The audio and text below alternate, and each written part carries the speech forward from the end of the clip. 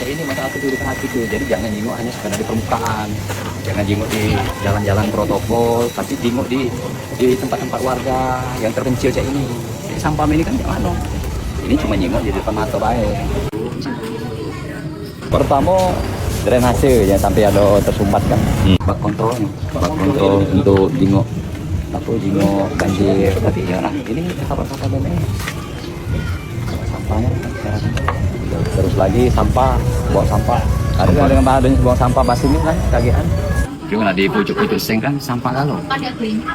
Artinya dari pihak pengelola Perumnas ini dewe, coba kita kasih masukan di samping Pak Camat, Pak Lurah, ajak PRT-nya memberikan edukasi ke masyarakat pentingnya buang sampah jangan basingnya, taruh di tempat ini ya untuk sehat warga itulah sebenarnya ini. Nah ini kan dia kan banyak sampah kan berserakan galau, terus aku juga tadi bak kontrolnya kan tidak berfungsi, bak kontrolnya tidak berfungsi, ya kita pengen masyarakat warganya sehat lah, sehat supaya ini lingkungannya bersih, gimana?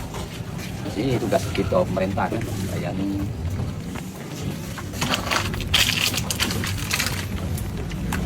Banyak Pak kalau keluhan dari rumah susun ini. Gimana macam mana keadaan rumah susun ini ada? Mana Pak itu? Ini Pak itu ya, nyampak ini.